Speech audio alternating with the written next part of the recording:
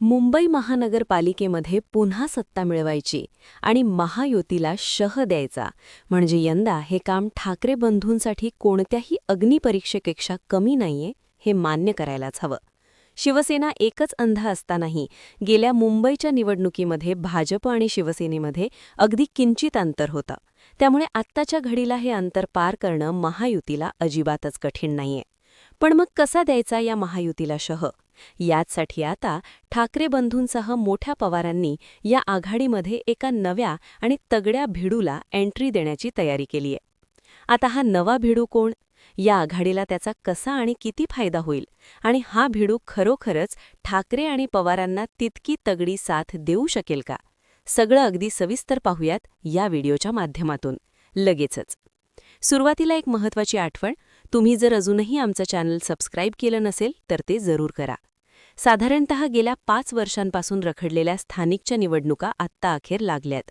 दरम्यानच्या काळामध्ये राज्यातील राजकीय वातावरण इतकं प्रचंड वेगानं बदललंय, इतकी मोठी राजकीय उलथापालथ झालीये की यंदा जनतेचा कौल काय असेल हे सांगणं कठीण आहे.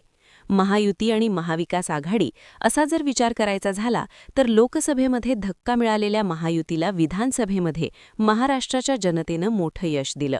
तर याउलट लोकसभेला चांगलं यश दिलेल्या महाविकास आघाडीला विधानसभेमध्ये मात्र महाराष्ट्राच्या जनतेनं पसंती न दिल्याचं दिसलं.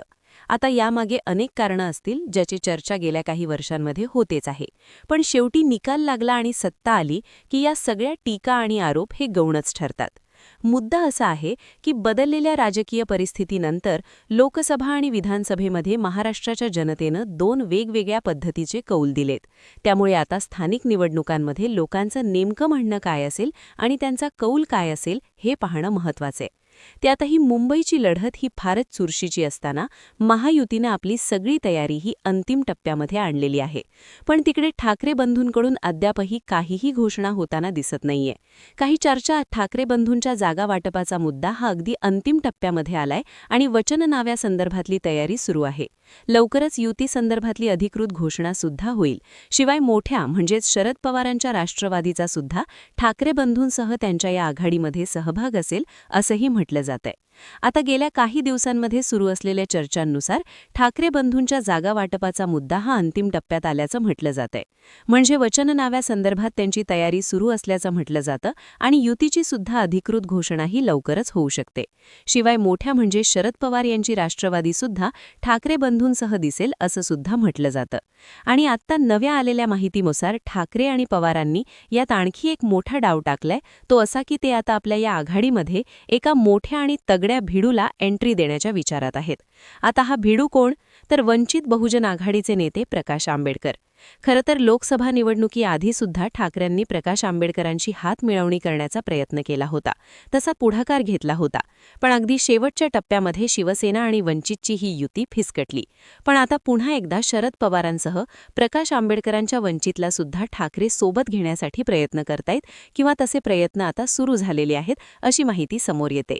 पण मुख्य मुद्दा असा आहे की या आंबेडकर यांचा आणि त्यांच्या या पक्षाचा ठाकरेंच्या या आघाडीला कसा आणि किती फायदा मुंबईमध्ये होऊ शकतो.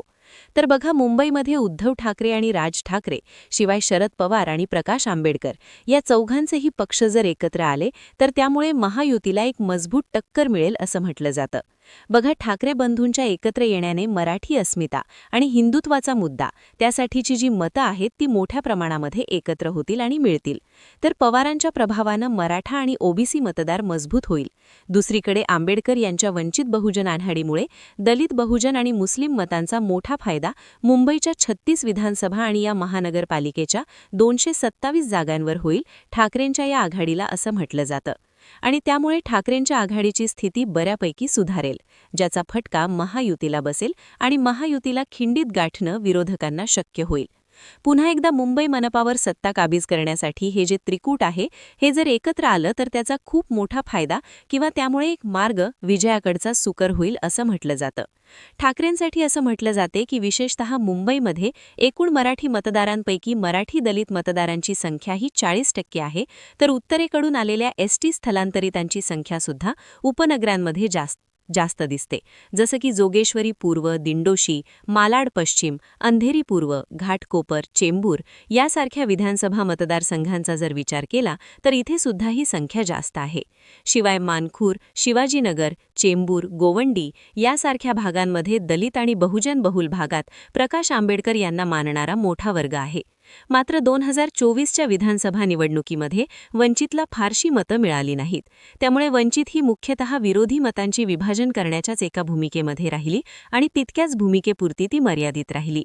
पण आत्ताच्या या निवडणुकीमध्ये जर आंबेडकर हे उद्धव ठाकरे आणि पवारांसह आले आणि राज ठाकरेंसह आले तर मग हे जे मतांचे विभाजन आहे ते होणार नाही.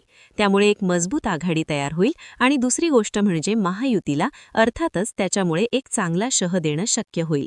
ठाकरे आणि पवारांच्या साथीने आंबेडकर असतील तर मुंबईमध्ये हा जो विजयाचा मार्ग आहे तो सोपा होईल अशी अपेक्षा तरी व्यक्त केली जाते.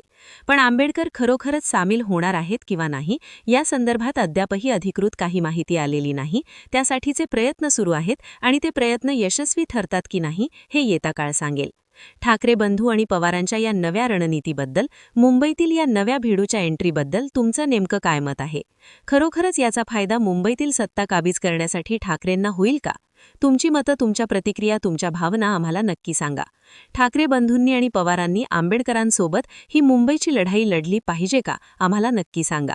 आणि व्हिडिओ महत्त्वाचा आणि अर्थपूर्ण वाटला तर लाईक करायला विसरू नका. धन्यवाद.